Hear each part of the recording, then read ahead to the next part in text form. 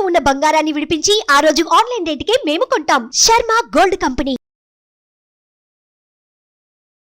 నమస్కారం అనంతకృష్ణ స్వామి గారు. నమస్కారం సార్, జాతి రత్నాలు పెట్టుకొని తిరుగుతూ ఉంటారు చాలామంది. అవునండి, నేను కూడా పెట్టుకున్నాను, నాకు కూడా ఉన్నాయి. అవును, నిజంగా కలిసి వస్తాయండి అవి పెట్టుకుంటే? ఓకేనండి, మనం చెప్తాను. ఇక్కడ ఎలా జరుగుతుందంటే అండి, బాగా గమనించండి. భూమి మీద మనం ఉన్నామండి, కొన్ని వేల కోట్ల జనాలు ఉన్నారు. ఓకే, మిగతా గ్రహాలు ఉన్నాయైతే మనకు తెలుసు కదా, అదైతే సైన్స్ పరంగా నిరూపించబడింది కదా. అక్కడ జనాలు లేరు. ఆ యొక్క శక్తి అంతా ఎక్కడ పోతుంది? ఇక్కడ మనం ఉన్నాము, ఇక్కడ ఉన్న శక్తిని అంతా మనం పొందుతున్నాం. అక్కడ ఉన్న శక్తి ఎక్కడ పోతుంది? దాన్ని మనం తీసుకోవాలి. ఎలా తీసుకోవాలి? అక్కడ ఉన్న గ్రహాలకు సంబంధించినటువంటి స్టోన్స్ ఏవైతున్నాయో, రాళ్ళు, జాతి రత్నాలు అంటే పగడాల దేవులు అంటే పగడం, సఫేర్, నీలం, ఇలా ముత్యం, ఇలా మనకు 9 నవరత్నాలు ఉన్నాయండి. ఇవన్నీ మనకి ఇక్కడ భూమిలో నిక్షిప్తమై ఉంటాయి. ఇప్పుడు ఒక జ్యోతిష్యుడి దగ్గర పోయినప్పుడు మీ యొక్క జన్మకుండల్ని తీసుకొని ఆ జన్మకుండల ప్రకారం మీకు పలానా రాయి పెట్టుకోమన్నాడు. దీని మీద నేను చక్కని వివరణ ఇస్తానండి. చాలామంది ఏం చేస్తారంటే మీరు రాశిని బట్టి రాయిని పెట్టుకోమంటారు, చాలామంది కూడా. కానీ ఇక్కడ చాలా తప్పు అండి. ఎందుకంటే రాశి వేరు, లగ్నం వేరు. మీరు పుట్టిన సమయాన్ని బట్టి లగ్నాన్ని మనం డిసైడ్ చేస్తాం. రాశి అనేది మీరు పుట్టిన సమయంలో చంద్రుడు ఎక్కడ ఉంటాడు, దాన్ని రాశిగా మనం నిర్ణయిస్తాం. గమ్మత్ ఏంటంటే ఈ రాశిని బట్టి మనిషి యొక్క గుణగణాలని, ఆకారాన్ని చెప్పవచ్చు. అంటే ఆ యొక్క వ్యక్తి ఎలాంటి రంగులో ఉంటాడు, అతని మొహం ఎలా ఉంటుంది, ఇలా ఆ యొక్క మనిషి యొక్క గుణగణాలని మాత్రమే చెప్పవచ్చు, ఎలా ప్రవర్తిస్తాడు, ఇదంతా ఉంటుంది. కానీ మనిషి యొక్క జీవితం, ఆ వ్యక్తి యొక్క జీవితం ఏదైతుందో లగ్నం మీద ఆధారపడి ఉంటుంది. లగ్నాన్ని బట్టి ఈ వ్యక్తి ఎలా, ఏ ప్రొఫెషన్లో పోతాడు, ఎలా డబ్బు సంపాదిస్తాడు, ఏ వ్యాపారంలో పైకి వెళ్తాడు, పెళ్ళి ఎప్పుడు అవుతుంది, భార్య ఎలా వస్తుంది, ఇవన్నీ కూడా మనం ఆ వ్యక్తి యొక్క లైఫ్ గురించి చెప్పడానికి లగ్నాన్ని బేస్ చేస్తాం. కానీ చాలామందికి తెలియకుండా ఏం చేస్తున్నారంటే రాశిని బట్టి చెప్తున్నారు. ఆ రాశిలో ఏముంటుంది, మీరు ఇలా ప్రవర్తిస్తారు, మీరు ఇలా ఉంటారు, ఈ రంగులో ఉంటారు అనగానే ఇదే నిజం అనుకుంటారు. చాలా తప్పండి. మీ యొక్క వ్యక్తి యొక్క రూపురేఖల్ని మాత్రమే చెప్పేది రాశి, వ్యక్తి యొక్క భవిష్యత్తును చెప్పేది లగ్నం అండి. కాబట్టి నేనేమంటానంటే ఆ వ్యక్తి యొక్క భవిష్యత్తు బాగుండాలి కాబట్టి దానికి సంబంధించినటువంటి లగ్నాన్ని బట్టి ఆ జాతిరత్నాన్ని పెట్టించాను. ఇప్పుడు ఆ జాతిరత్నం ఎలా పనిచేస్తుంది? ఏం లేదండి, సింపుల్గా ఆ జాతిరత్నం తీసుకొని, దాంట్లో చాలా రకాలు ఉన్నాయండి, మోసాలు కూడా బాగా జరుగుతున్నాయి. దాంట్లో ఫస్ట్, సెకండ్, థర్డ్ క్వాలిటీస్ కూడా ఉంటాయండి. మీకు 500 నుంచి 10,000 దాకా కూడా దొరుకుతాయండి. దాంట్లో మీరు జాగ్రత్త వహించి బాగా తెలిసిన వాళ్ళ దగ్గర తీసుకుంటేనే బాగుంటుంది. అనవసరంగా మీరు అక్కడ కూడా మోసపోద్దని నేను చెప్తున్నాను. ఈ సందర్భంగా మీకు తెలిస్తే చేయండి, లేకపోతే వదిలిపెట్టండి. అది పెట్టుకున్నంత మాత్రం నీకు నష్టం లేదు, పెట్టుకున్నంత మాత్రం మీరు ఏదో కోటీశ్వరులు అవుతారని కాదు, పరిస్థితి అనుకూలిస్తుంది అంతే, అంతకంటే ఇంకేం లేదు. కాకపోతే ఇప్పుడు మీరు ఒక మొబైల్ తీసుకున్నారండి, కొత్త మొబైల్, షాప్కి వెళ్ళారు, మొబైల్ తీసుకోగానే పనిచేస్తుందండి, పనిచేయాలి. అప్పుడు ఏం చేయాలి, మనం దానికి సిమ్ వేయాలి. సిమ్ వేసిన తర్వాత అది టవర్తో కనెక్ట్ అవుతుంది. కనెక్ట్ అయిన తర్వాత మీకు పనిచేస్తుంది. ఇప్పుడు టవర్ ఎక్కడ ఉంది మీకు తెలుసా అంటే మీకు తెలియదు, అయినంత మాత్రాన అది లేదని చెప్తారు మీరు. ఉపగ్రహం నుంచి అక్కడ నుంచి టవర్ కనెక్ట్ అయ్యి మీకు కనెక్ట్ అవుతుంది.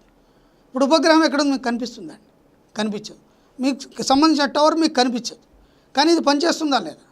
అలాగే ఇక్కడ ఏం జరుగుతుందంటే ఆ జాతిరత్నాన్ని తీసుకొని మనం ఏం చేస్తాం, ఉంగరమో లేకపోతే లాకెట్ ఏదో చేయిస్తాం. చేయించిన తర్వాత ఒక అయ్యగారికి ఇస్తాం. అయ్యగారు ఏం చేస్తారంటే ఆ జాతిరత్నానికి సంబంధించినటువంటి శుద్ధి చేసి, ముందు అది ఆ జాతిరత్నాన్ని శుద్ధి చేసి ప్రాణప్రతిష్ఠ, అంటే దాంట్లో ప్రాణం పోస్తాడు. అంటే దీన్ని విశ్వంలో ఉన్నటువంటి, ఇప్పుడు పగడం ఉందనుకోండి, కుజగ్రహానికి కనెక్ట్ చేయడం, దానికి సంబంధించిన బీజాక్షర మంత్రాలు ఉంటాయి. ఎప్పుడైతే ఆ బీజాక్షర మంత్రాలతో ఓ కుజగ్రహం అయితే 9,000 జపం చేస్తాడు. అప్పుడు ఏమవుతుందంటే ఈ యొక్క ఈ రత్నానికి, కుజగ్రహానికి కనెక్ట్ అనేది ఏర్పడుతుంది. శక్తి అనేది ఆ కుజగ్రహం నుంచి మీకు అందుతుంది. అంతే, సింపుల్, అంతకంటే ఏం లేదు. అప్పుడు అది మీరు ధరించడం వల్ల ఏమవుతుంది, భూమి మీద ఉన్నటువంటి కొన్ని కోట్ల మందికి ఇక్కడ ఉన్న శక్తి సరిపోతుంది. మీరు అదనమైనటువంటి శక్తి ఆ కుజగ్రహం నుంచి తీసుకుంటున్నారు, అంతే. అక్కడ ఖాళీ ఉంది, అక్కడ ఏం పని లేదు కదా. కాబట్టి ఆ శక్తిని మీరు దీనికి కనెక్ట్ చేయబడి దాని ద్వారా మీకు అనుకూలం జరగడం అనేది జరుగుతుంది, అంతే, ఇంకేం లేదు. కాబట్టి జాతిరత్నాల విషయంలో చాలా జాగ్రత్తగా ఉండండి. దాంట్లో చాలా మోసాలు కూడా జరుగుతాయి. మ్యాక్సిమం మిమ్మల్ని మీరు నమ్మండి, ఇంకా వేరే మీద ఆధారపడకండి అని నేను చెప్తున్నాను అండి ఈ విషయం. సార్ కామన్ వర్డ్ ఒకటి వాడదామని, ఈ రంగురాళ్ళు పెట్టుకోవటం వల్ల ఎంతవరకు కలిసి వస్తుంది? వాస్తవం చెప్పండి ఇందులో. ఎందుకంటే ఇది పెట్టుకుంటే కోటీశ్వరులు అవుతారని హడావిడి చేస్తారు. మీరు ఇందాక అన్నారు కోటీశ్వరులు ఇంకారని, జస్ట్ కలిసి వస్తుందని చెప్పేసి అన్నారు. ఎంతవరకు కలిసి వస్తుంది? రంగురాళ్ళు పెట్టుకుంటే మాత్రం పనిచేయదండి. ఒక ఆన కూడా పనిచేయదండి. మీరు అన్నట్టు నేను చెప్పేది జాతిరత్నాల గురించి. జాతిరత్నాలు వేరు, రంగురాళ్ళు వేరు. ఎందుకంటే ఈ జాతిరత్నాలు అనేటివి మనకు ప్రకృతిలో లభించేవి. ఇప్పుడు పగడాలు తీసుకుందాం. పగడపు దీవులు ఉంటాయి సముద్రంలో. పగడాల్లో 2-3 రకాలు ఉంటాయి. దాంట్లో తెల్ల పగడం ఉంటుంది, ఎర్ర పగడం ఉంటుంది, వెదురు బొంగులోంచి వచ్చే పగడాలు కూడా ఉంటాయండి. ఇది చాలామందికి తెలియదు. పగడం అనగానే సముద్రం నుంచే వస్తుందని తెలుసు.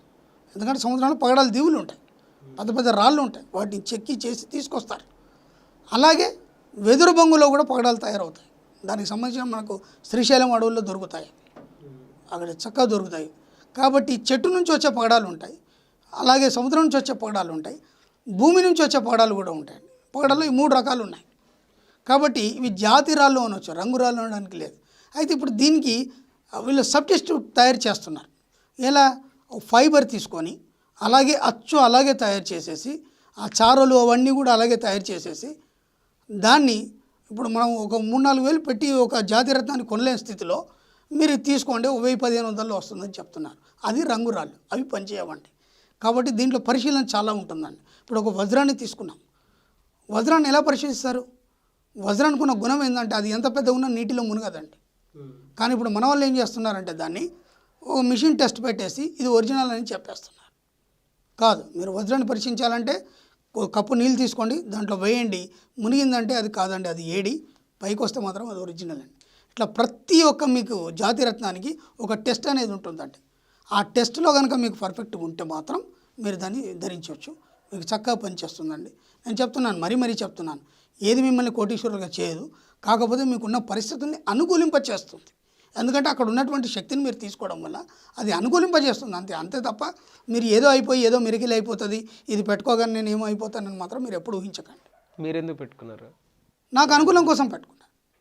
నాకు అనుకూలం కోసం నేను పెట్టుకున్నాను. నాకు అన్నీ అనుకూలం అవుతున్నాయి పెట్టుకున్న తర్వాత.